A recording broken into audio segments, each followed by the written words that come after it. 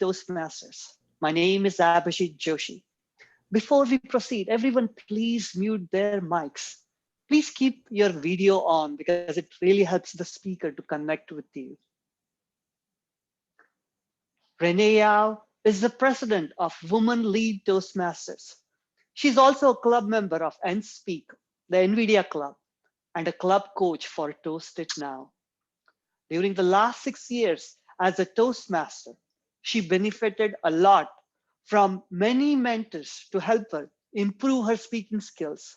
She's going to share how her journey has impacted in her job today. Please help me welcome Renee Yao. Thank you, Abhijit. I'll share my screen and let me know when you guys can see it. We can see it. Wonderful. This will be a relatively pretty interactive session, so feel free to use the chat window to communicate with us. All right.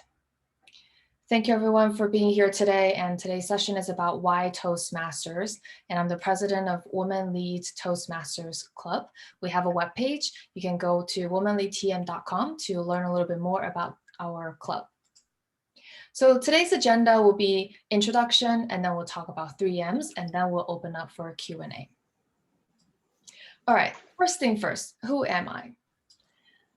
I currently work at NVIDIA. The first 3 years, I was a senior product manager and product marketing manager for DGX System, which is an AI appliance at NVIDIA. And then I moved on to working in the global healthcare AI startups lead role, managing more than 1,200 some AI startups. That helped you set the stage in terms of understanding that my role in its nature has a lot of customer facing and public facing and on stage opportunities. And that's why I decided that I really need to nail this public speaking skills. And of course, that's a glamorous side, but really, how did I got started? How did I get started? You see that? English is really not my first language, and my spoken English is okay. A lot of times people thought that I'm actually a native speaker. However, for those who actually review my written speech, they knew very well that I get past tense, present tense oftentimes confused. I don't have the appropriate the. I miss a lot of S's, and he and she and they, because we pronounce them the same in Chinese, it's very hard for me sometimes in English. And because of the recent trend, a lot more people sometimes will prefer to be called dumb. I was like, okay, that works for me, because that just means I don't have to really refer you to as he or she, which honestly, because of the same pronunciation, made my life actually a lot easier.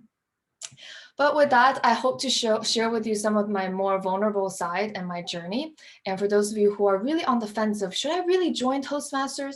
I hope at the end of this talk, that's a definite yes. And on the screen, you can see that this is my very first meeting in Cupertino Toastmasters. And I remember we met, I think every Thursday, 7 a.m., some early hours. And I'm not an early bird, but I went because I was committed to the journey. And I was really happy getting that first Best Speaker Award. You can see here this beautiful smile. And I still remember I was in that meeting silent completely for the first month because I was just so shy. I did not want to say a word, and I was so afraid of saying something wrong. And of course, as soon as I opened my mouth, there was like 20 and almost up to 40 plus some ums and ahs and completely off tangent response to the table topic section. I also experienced my fair share of getting on stage and forgot half of my speech, and I just froze.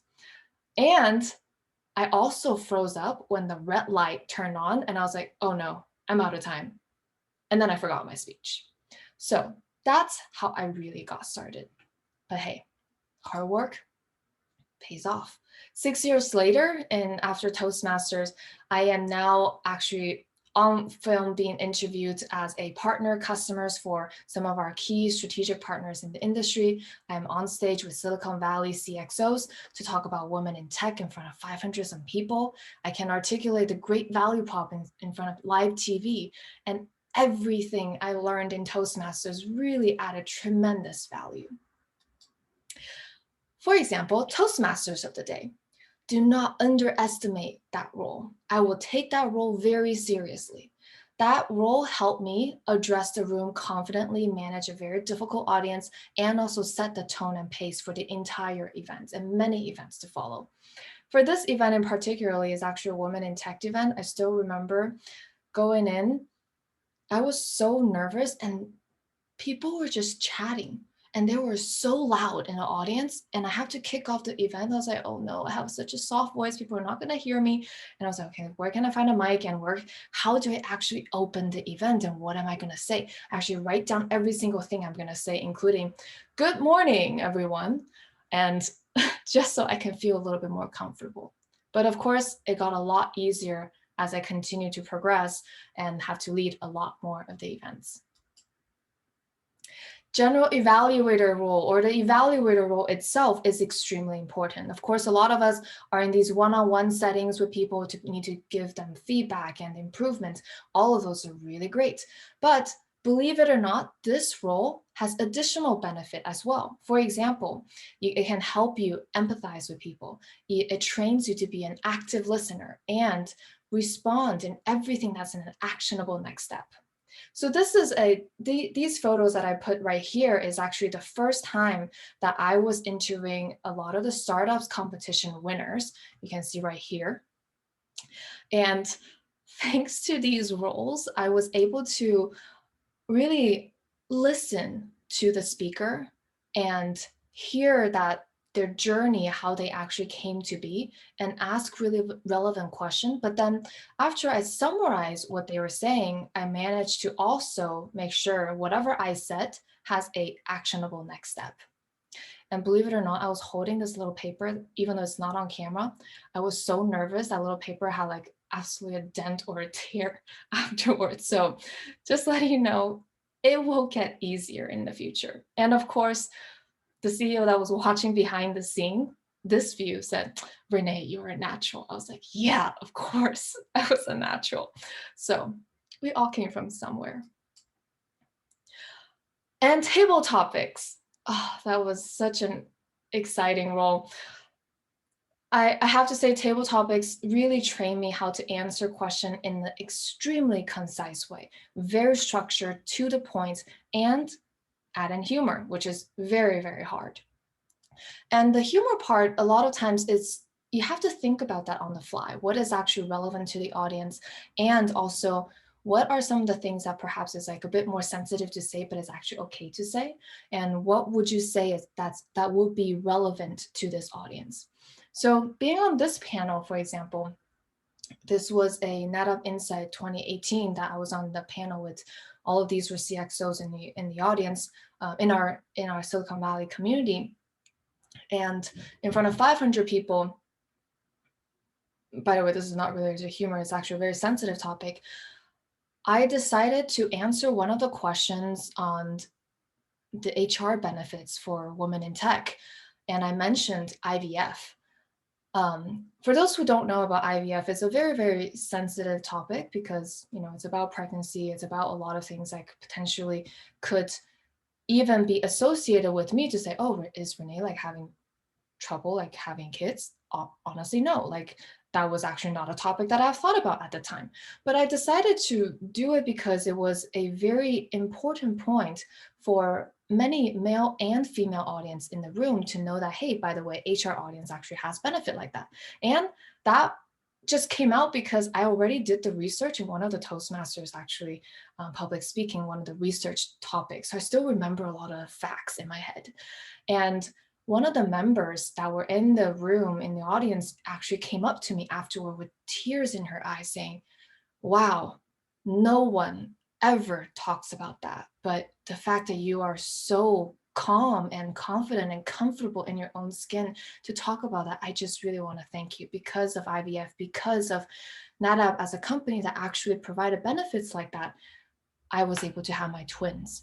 And she was just so grateful. I will forever and ever remember how important it is to connect with the right audience.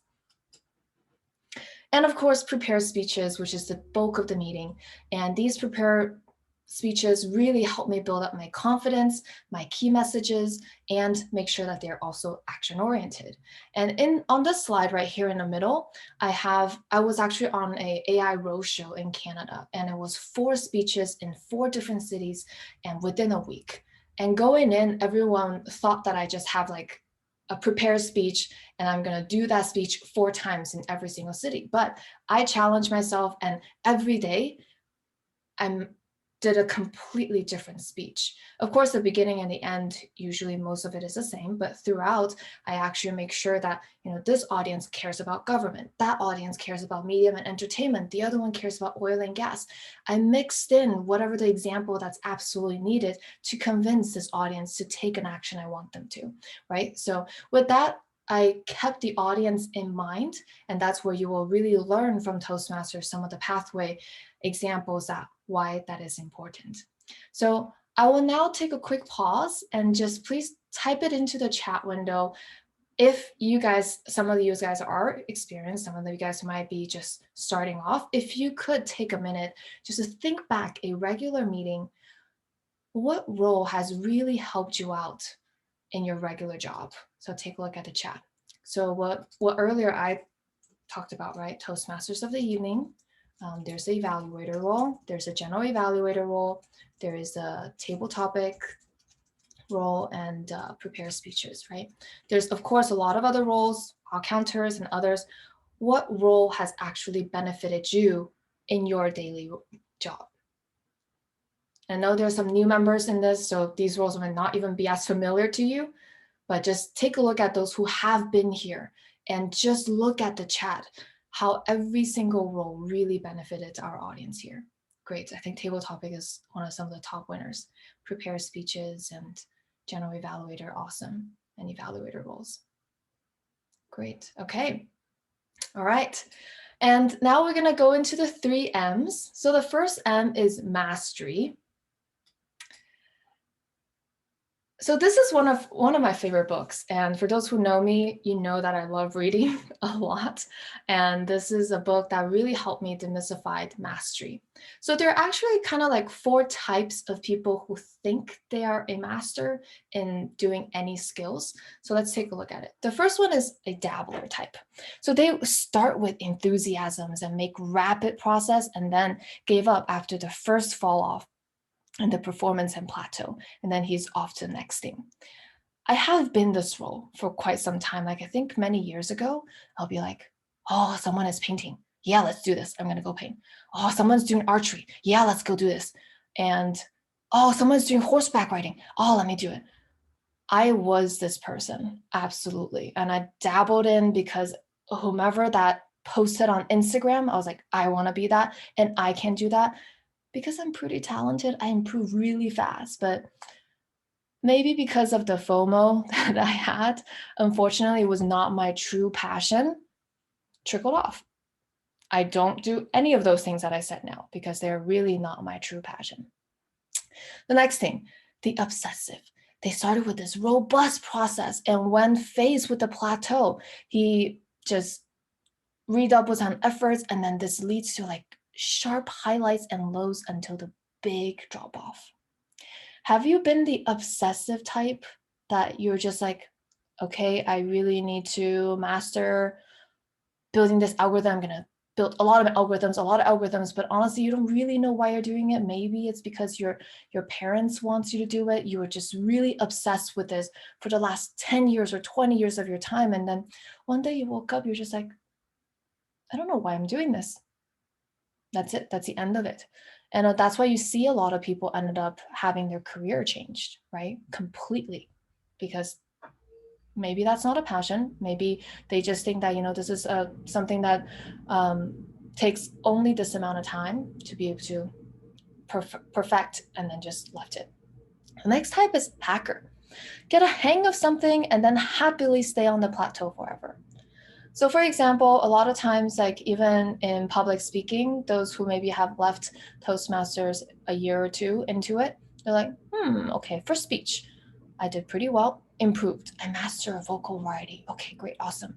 And then, I found out that my vocal variety was kind of fake. Okay, I'm gonna improve that a little bit. And then okay, I'm not fake anymore. I improved so much. And okay, yeah, I finished this. I am a master public speaker. Done. I'm leaving Toastmaster because I am just so good. And let me go sign myself up for all of these keynote opportunities because I'm just an amazing speaker. The hacker type. They just come in and get a couple things done, and that's it. And that's the plateau that they kept. This little hacker public speaker stayed that he mastered vocal variety and didn't realize there is a much bigger pie in this entire public speaking journey. And this is the part that we would like to focus on. What a lot of people think mastery really is with the amount of time that you spent, your skill will definitely go up. But what mastery actually looks like is like this. You'll work on something for a little bit and you just really don't see the improvement. And then all of a sudden, because of the accumulated effort that you did, went up. It went up a little bit. And then you realize that, okay, I don't really know everything about this. I'm going to come down a little bit. Then, like for example, I realized I mastered a vocal variety. And then I realized, oh, there's a little bit of gesture that I can focus on. Then I started focusing on gesture. A lot of times people, there's a stereotypical thing that I already said it in a couple of the meetings. It's like when they talk about Toastmasters and gesture, they just started giving out sandwiches. And they said, let me give you the sandwich. And that is not a good gesture. You don't have to do gesture for gesture's sake, right? So with that, then there's this mastering gesture component. Then after you master it, then you go up and then you go up and you go up. And you will realize that there's this little arrow that it's a continuation process. It's not a one-stop shop. It's not just doing a set amount of time, because the more that you do it, even I would think about it, it's a lifelong journey. So be patient with yourself and know that this is what a mastery curve really look like.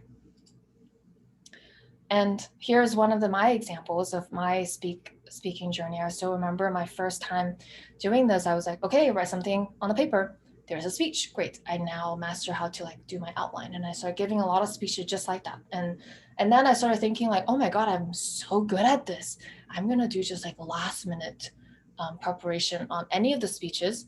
And then that's great. I just kept on this improving curve, and then until someday, I still remember it was Christina, who was one of my I think second or third mentor.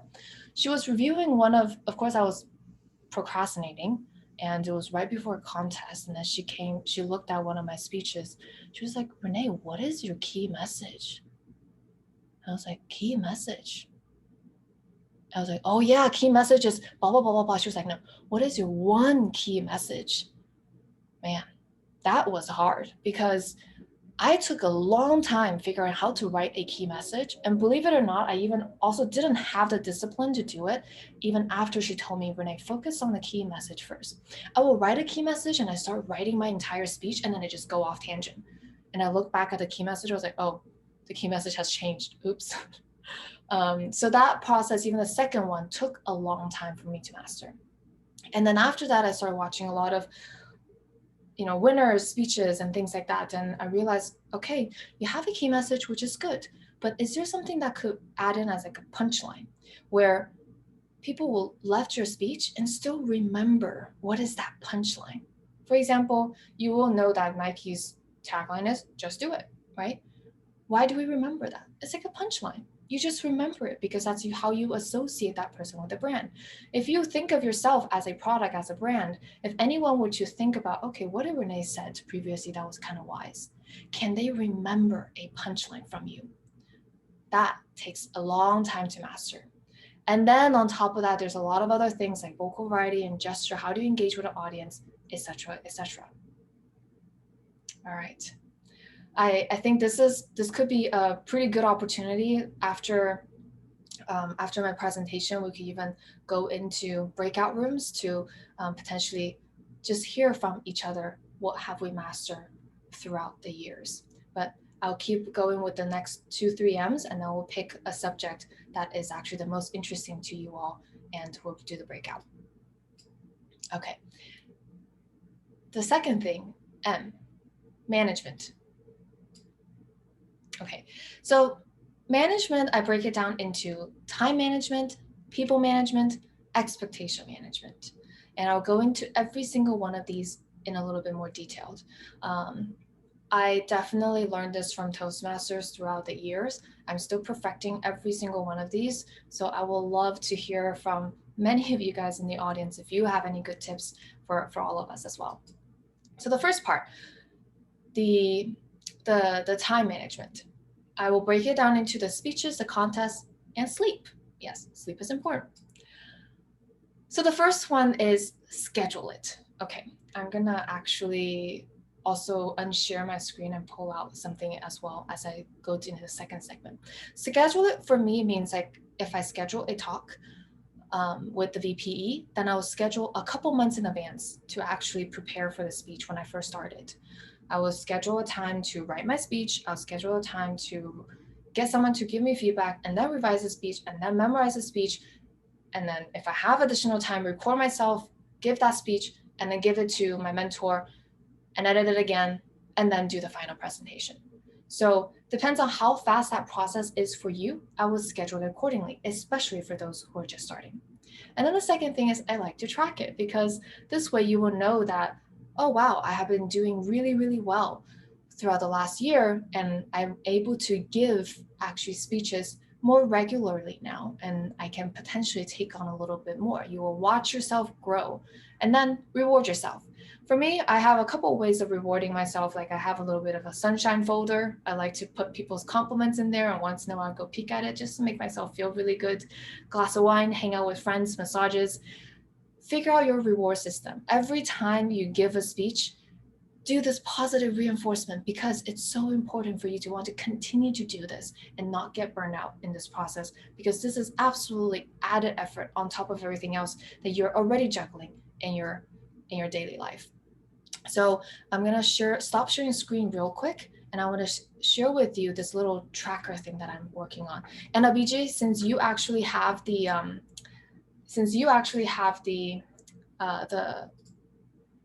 other tracker, if you could share the template with folks, that would be great. I'll share with you guys what it looks like after you filled it in. So, okay. And let me share my screen real quick again. Okay. Can you see my screen? Yes. Okay, great, awesome. Yeah, I need to also pull out you guys so I can remember to see you guys. Okay, so this is my my little tracker here. And what you're seeing here is actually, I like to write down like the level 1, level 2, level 3 for each levels. And then I like to write down which pathway I'm doing and when did I completed the talk, and where did I do it, and what was the talk, and what was the title of the talk. And as I move forward, I started realizing, oh, okay, like I like to write some of the blogs because I'm working on my written skills. And then and some of them are taped. So I ended up putting it here just so I can refer back. And this method is actually really helpful especially for reflecting on your path, because you need to look back on your path on what you have accomplished. And over time, I will really realize that, sometimes it took me quite some time to finish a path, like the engaging humor. I started in 2019, I still couldn't finish because this one, I stuck on this for a long time. I didn't want to move forward. And I finally did it 2 weeks ago. I was like, oh, wow, it's actually not that hard. And I just have to take the steps and build in the mechanisms to get it working. But this path, I finished it really quickly. I was like, okay, that probably means maybe I'm gotten a lot comfortable with some of the skills that's actually needed with dynamic leadership, as an example. Abhijit, could you share that template in the chat window, just so for those who think the same, who will consider doing something like that, please leverage that for sure. I already put it in the chat. Awesome, thank you. Okay, I'm gonna go back to sharing. All right. Thank you guys for being patient with me. Desktop 2, sure, okay. Awesome, okay. So then the next one is time management from the contest perspective. And for this one, I would say the first thing to do is to say yes, and then practice And then again, reward yourself. And here, the screenshot version of on the screen right here is actually because of one of our member, Lakshmi, recently participated in international Toastmasters competition, and she wrote a blog post. And I pasted a link here. You guys can take a look at what does it take to actually do a competition. So Abhijit, could you share with people, because you have extensive experience in this, like how many hours would you prepare for a international Toastmasters competition or So evaluation competition or any competition in that matter? especially for a speech contest, like we have a humorous speech contest happening in August.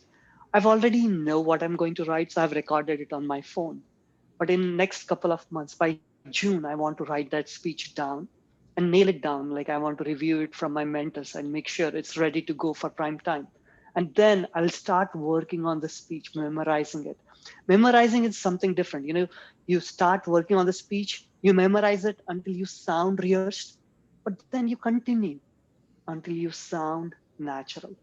It takes at least a month or more than a month for a speech to come alive on the stage.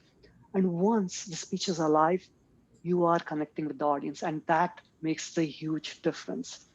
At the same time, you're also improving the speech. Sometimes you will get feedback from people and you never thought about it. You incorporate that one feedback and again give that speech. So it's a constant process of improving and taking that speech to the next level. Remember, good speeches are rewritten. Absolutely, absolutely. Ravi, you also participated and you recently won first place. Could you share a little bit about your experience? How long did you prepare for that speech? I mean, we all have different ways of preparations, and I would encourage we should all find our own way of doing it. I mean, I don't want to scare, but 100 is easy. You would. I mean, frankly, if you add everything up, I would have uttered 100 times every sentence in a speech. This is common for every. I'm scaring you, but this is how you do it. You unconsciously prepare. I prepare my speech when I'm doing the dishes. I say my opening, I say my conclusion. And the technique is you don't execute the entire speech in one go. That is tough. I execute it in pieces, every day, opening, closure. It only takes 3 minutes, frankly, just to, practice your opening and closure. So even driving, anything you do unconsciously, you can actually utter your speech outside.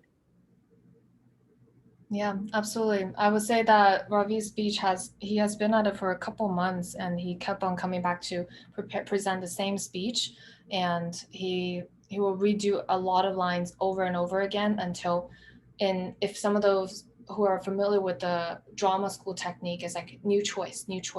If you are given a line or you've written down a line, ask yourself, can you give it a new choice to do this line a little bit differently? Like different vocal variety, different pace, different pitch, and things like that to add additional things to that speech. So that's definitely something that I'll keep in mind. I would say, like, I wouldn't be scared of, like, in terms of the preparation, because you honestly couldn't help yourself. You would just try to do the maximum that you need to get to the best quality of a contest speech. And if you do sign up for a contest speech, it's in the shortest amount of time that you will improve the fastest. So I will also encourage you guys to take a look at Lakshmi's blog post, because she also shared a little bit in terms of how many people have actually helped her out during the entire speech. And it was a beautifully done speech as well. So she was a second place right after Ravi, and she actually just joined Toastmasters like earlier this year, and lots of great improvement. And if any of you guys in the audience, because I haven't met every single one of you guys, have additional tips on how to prepare for contest, or how long you guys have prepared for a contest, please type it in the chat, just so our newer members in the audience can get a better understanding. Great. I know that kind of will take a little bit of time for you guys to type it out, so I will move on to our next slides. The next one is about sleep. This is another book I like to recommend people, Why We Sleep. And I will highly recommend you read this one. Of course, a lot of us know that like sleep is important, but it's actually really important for you to do a really good speech. In fact, I have a story to share. I remember earlier in my career, there was a vice president of a pretty large company. He stood on the keynote stage and then ended up just forgot his speech. He just froze. And the story on the street was that he actually went out to happy hour and stayed out very late. That was like 6, 7 years ago. I still remember his face. I still remember that story. I still remember everyone talked about him. Oh, I do not want to be that person. And I don't want any of you guys to experience that. So sleep, please, before a very important presentation in your lifetime.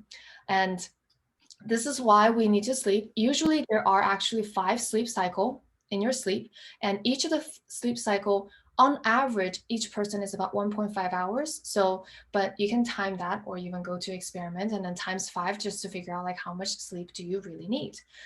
And the most important thing I do want to highlight here is actually the power nap. I actually take 19 minutes power nap. And every time right before a very, very important speech, I will actually take a 19-minute power nap just so I don't get into the 20-minute mark and potentially wake up unhappy. So, oh, I think someone needs to mute himself or herself. Yeah. So if you are preparing for a contest, preparing for a next speech, do not use the last minute preparation going up to very, very late and trying to just cramp things in. And right before the speech, if you manage to schedule 30 minutes on your calendar and just fall asleep in for a good 19 minutes, do it. You'll be very surprised on how well you will feel and how much energy you have. Okay. Ravi, you said you learned this technique a bit late. Tell us about it. Yes. You don't believe how strong this technique is. I was telling to Abhijit the other day, every speech needs a sleep. Yes. There is no alternative. There are speeches I prepared for the entire day and I delivered at 6 o'clock in the evening and I screwed it up. But there are speeches I prepared for the entire night until 2 o'clock, but it was an excellent speech in the morning. Somehow, when you sleep, the data gets reorganized in our brain. All the pieces fall in place, and it's easy to recollect them. But yeah, this is really important. It's surprisingly important. Yeah, absolutely. Absolutely. Great. Oh, Lakshmi, you're here. I didn't know you were here. Lakshmi, do you have anything to add? Because you are also one of the speakers, but I understand if there's background noise. Hi. Hello. Hi. I try to. Sorry. I put it on chat. Sorry. Okay, we'll watch it on chat. No worries. You're all good. Sorry to put you on the spot there. We'll watch the chat in terms of some of her experiences as well. Okay, now the next part, I'll go into this, the next M, which is, like the management of the second category, people. And here I really learned through Toastmasters journey on how to be a really good member in the club and also how to manage people and also go into leadership as well. Great. Abhijit, if you could help me with muting people who are not on mute, that will be awesome.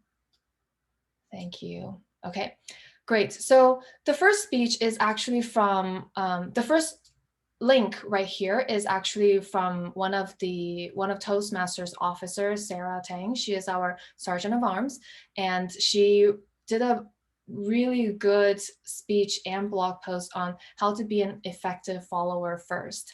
And in there, she specifically talked about why it's important to have efficient and clear and individualized communication to your potential manager or leader or superior, whatever term that you want to use there. And sometimes being a very efficient and effective follower first really will lay the great foundation for you to be able to manage or lead people in the future.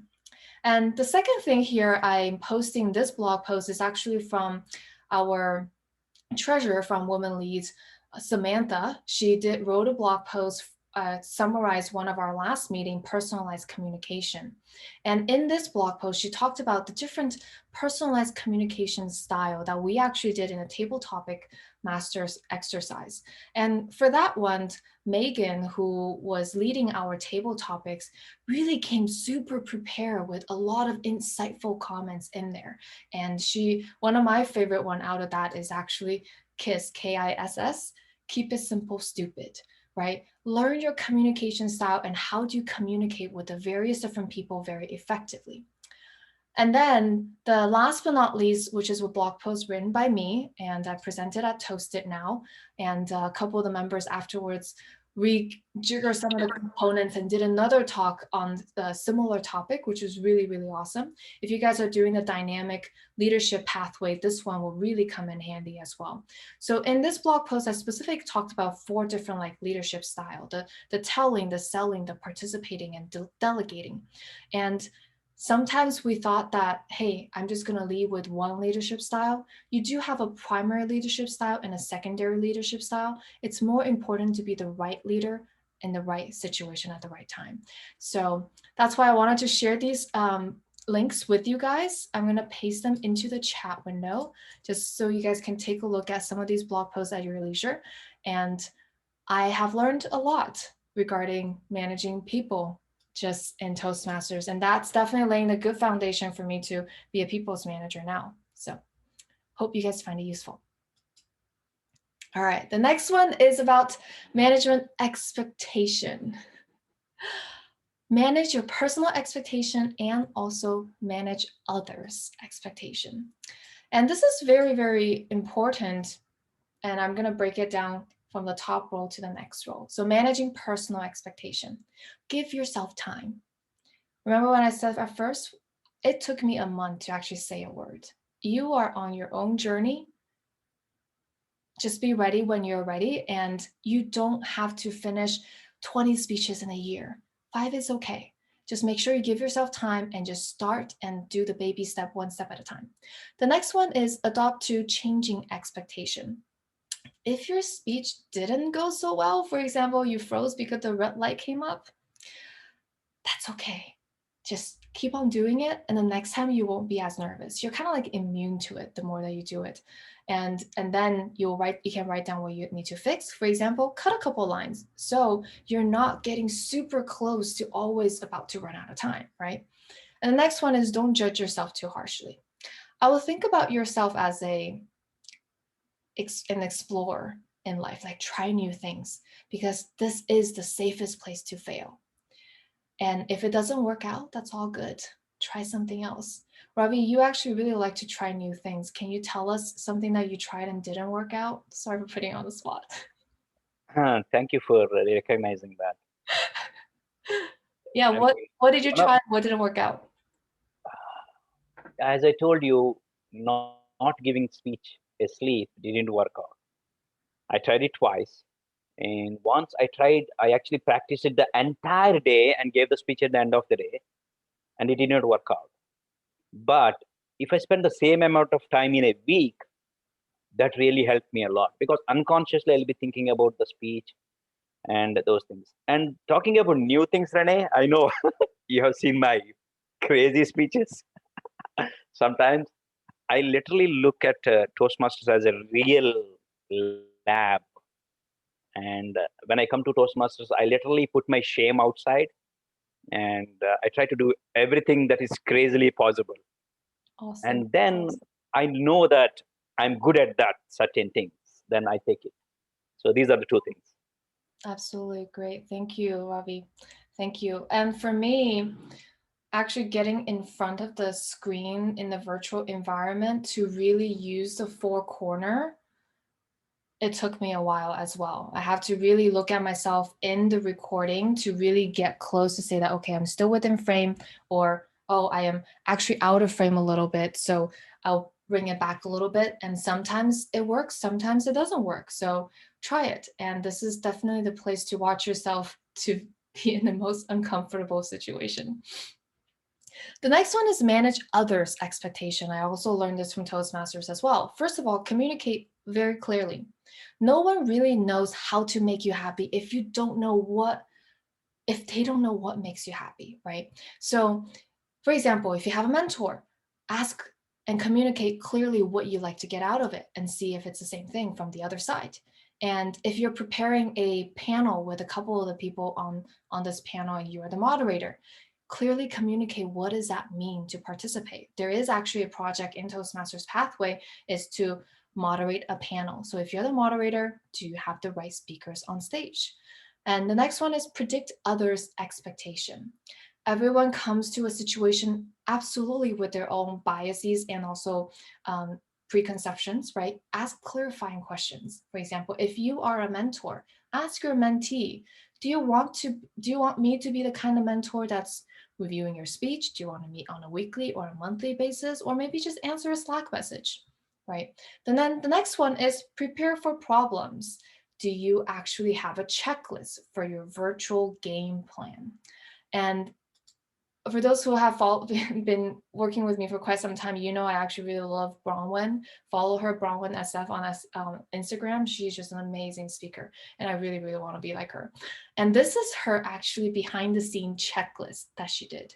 And I will highly recommend you all prepare a checklist that works for you before any special event.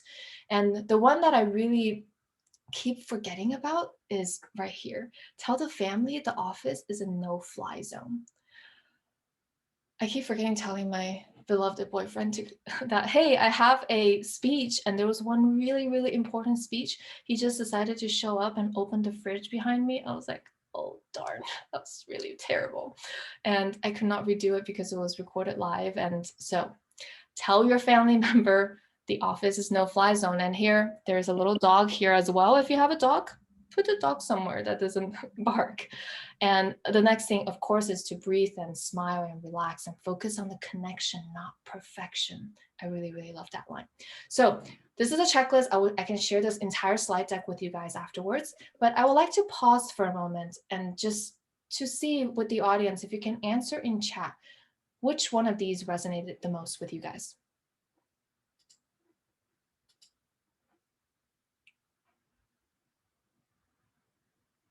And yes, you guys will get access to the slides for sure. So my question again is, type it in your chat, which one of these resonated with you guys?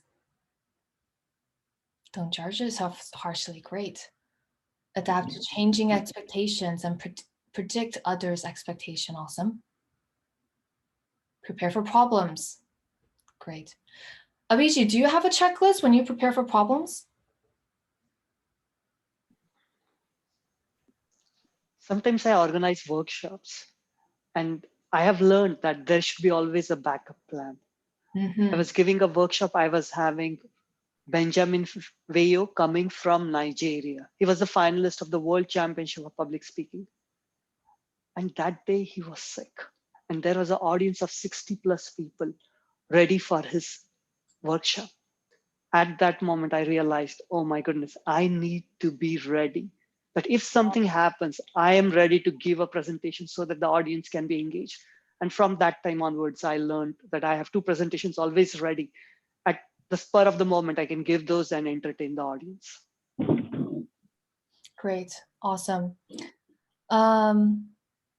Jay, give myself time. Could you share a little bit more on how you give yourself time? Sure. Can you hear me, Renee? Yes, I can.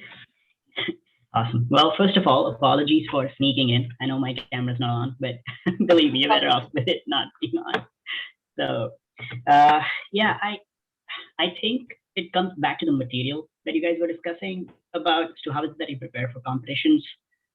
I'd love to know if there are parallels in the public speaking world as well, where you practice a bit, quote unquote, a bit over and over, try it with a smaller audience, get some feedback, see how it goes, and then try it on a bigger stage? Or is it more message driven? But either way, both of those require a lot of time to be given to the same content. Yeah. Absolutely. Thank you, Jay, for sharing with us. Oisa, did I pronounce your name right? If you're Yeah, comfortable, would you like to share with us, don't judge yourself harshly? You mentioned you do that. I think many of us do. It's just making sure the new members that are just embarking on this journey, to let them know that they're not in this alone. Could you share a few sentences on that? Well, in my role, so similar to you, I'm actually a principal product manager. So I need to, from time to time, pitch my product to a variety of audience members, right? And for the most part, I leave thinking, oh my goodness, I don't think I did a good job, right? But it's so interesting that, the feedback I get from, again, from variety of stakeholders in subsequent meetings, like, you did great. I don't know if they're just telling me that because that's what I want to hear, but the overall sentiment is that, it's positive. So I think, to me, I'm judging myself harshly, and I need to maybe give myself kudos a little bit more after these, pitches. So that's kind of what I was thinking about. Absolutely, absolutely. What she shared right there, I would absolutely second, is the part that reward yourself. Reward tiny little things that you did better, perhaps just a little bit than the previous one. This way you're even more motivated to do it better the next time. But of course, that just only means if positive reinforcements work for you, because don't wait for others to give you compliment. Give yourself that little compliment that you need. Okay, wonderful. I'm gonna go into the next slide now. So in summary, for the second M, we talked about management. We talked about time, right? For the speeches, schedule it, track it, reward yourself. Contest, just say yes and practice, practice, practice, and then reward. Sleep, power nap really does help, and a good night's sleep prior to that. People, managing, be a good follower first. How do you manage people and how do you lead? And then expectation, manage personal expectation and also others' expectation. So now I'm going to go into the final M, motivation. I think a lot of times we might be struggling with motivation because we all have so much going on in life. And this blog post in particular that I wrote about is after reading the book Drive, and that talked about how are all of us really motivated. And take a look at this blog post for additional details. But in the book, he essentially broke it down that a lot of us are motivated very differently. Sometimes it's autonomy, sometimes it's mastery, sometimes it's purpose. And the autonomy, for example, you have the desire to really direct your own life. Mastery is like you really are in this progress of working on something and getting better at something. And sometimes it's purpose, right? And you really are being in something that's greater than yourself. Ask yourself what actually motivates yourself. And something else that I also really, really love doing after that is ask if you do kind of see yourself like, oh, I'm so lack of motivation, I just don't want to write that next speech. Then try to ask this 5 why. I know I talked about this in one of my speeches, but for the broader audience here, I really want to share this. Like, keep on asking 5 whys. Why do I want to do this? Like, for example, I'm currently reading a lot of books, and you will see that these books are somewhat in a way related to communication. I communicate with mastery, or how do I speak as a woman? Believe it or not, we all lead with something very different. How do you position a product?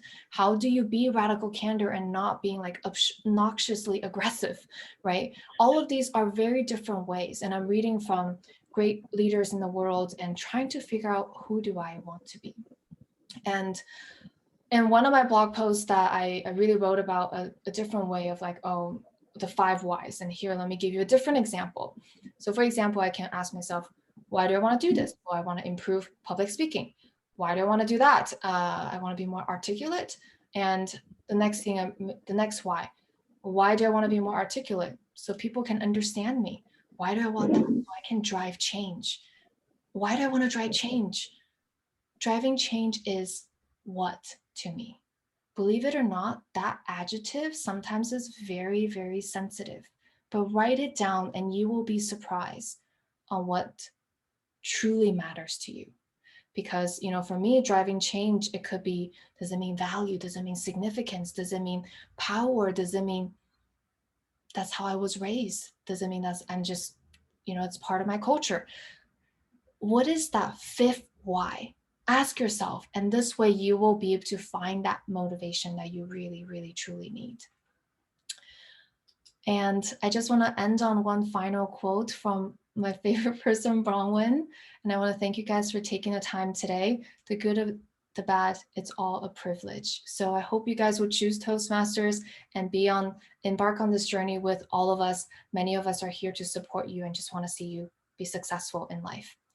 And I know I mentioned that if we have time, we'll do the breakout session, but I do want to save some time to answer some Q&As as well.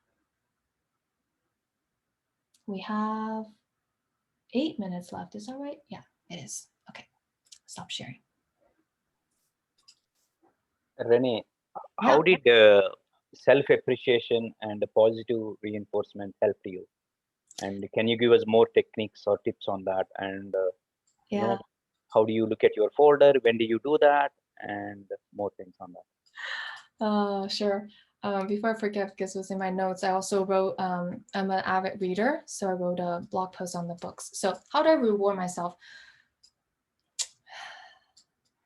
For many of you who have followed me, I'm a gift person.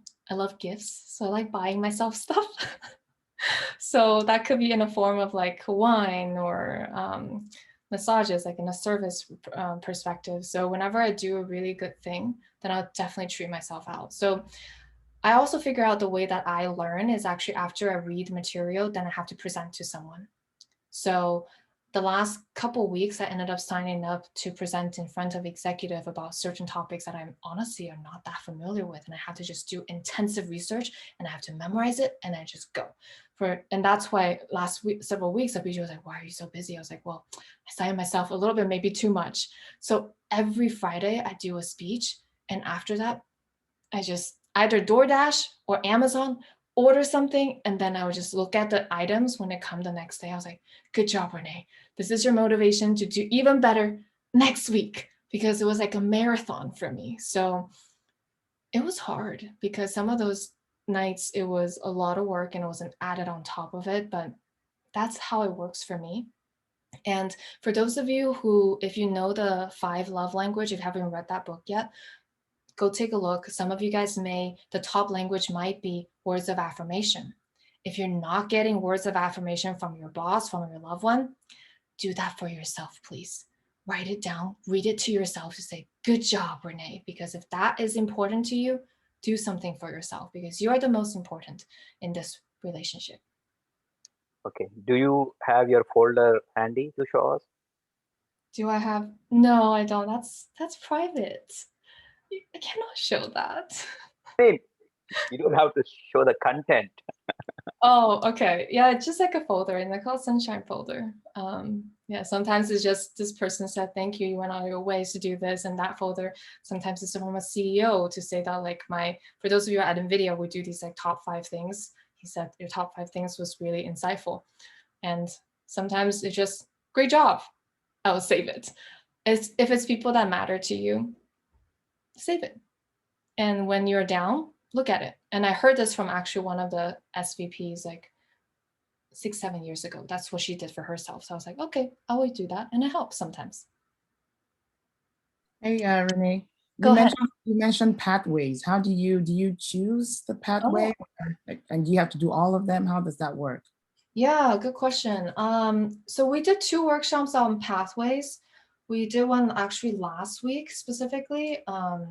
And I'm currently in the process of writing that blog post to make sure it comes out. But then we also have a different one that is that's done by Shoba a couple weeks back, which is selecting a Toastmasters pathway. Let me share this right here. There are 11 paths for pathways right now. So let me share my screen real quick. So there are so many different paths, and you can go in here and select like the right path for yourself. And each of the path has like 5 levels, and each level specifically will give you, very different core competency. So it depends on what you want to work on and see how much of these overlap they have. Then you select the relevant path. Yeah, it's pretty straightforward. And then you will get access to Toastmasters pathway. Here's a little bit more of the detailed information that you can find as well. And this is, of course, like the PDF version. If you are a paying member, you actually get access to a whole portal. In there, they have like beautiful videos and things like that that you can take a closer look at. Okay. All right. Thank you. That's Yeah, helpful. of course. What else? Every day is a story. My brother yelled at me. I made a speech about that. Yes, that was actually a really good one because Abhijit ended up talking a lot more about like empathy in that speech. Tiny, tiny little things. It's just, Abhijit, how tiny was that? It was like you were closing a fridge or something, and he wrote Yes. it. Right. Do you want to share a few things, Abhijit, in that? Yes. The one thing I want to say is every day is a story actually. There are incidents happening every time. And what are we learning from this? Those incidents are the stories. Like I'll give you an example. I was moving from Boston to California and I was trying to be a miser.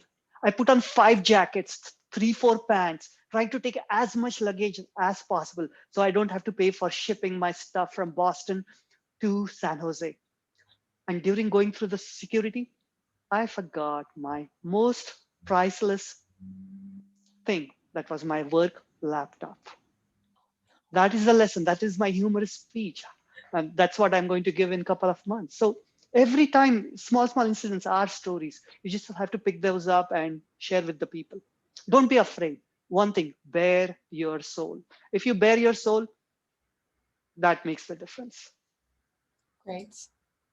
Awesome. And by the way, sometimes certain topics are sensitive and hard and heavy, and you don't have to talk about it. Being transparent and things is good, but sometimes certain topic, you just need to let it sit for a bit.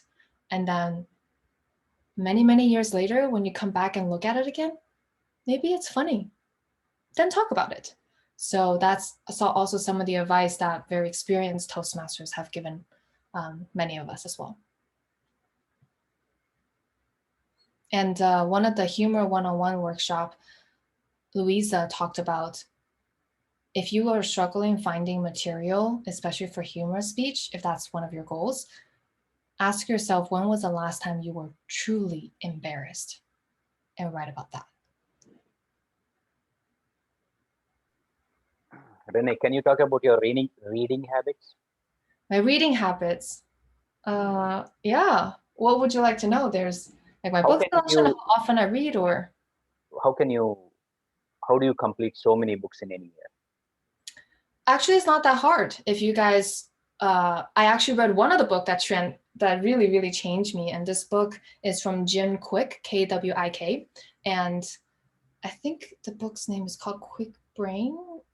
Well, I don't remember the book name anymore. But in that book specifically, he talked about usually the average words per minute that a person read is how much. And then he did a quick calculation just right in front of us and said that, oh, if you were to just only spend 30 minutes a day, and you will be able to actually finish a whole book by the end of the week if a book average pages is about 300 to 400 pages. So I was like, oh, I have 30 minutes a day. And because of that, I just started building that into my schedule. It's the same thing as I do my speeches. So honestly, there is like a block of time on my calendar every 30 minutes, all notification off. You cannot find me anywhere. I am just diving right into the books.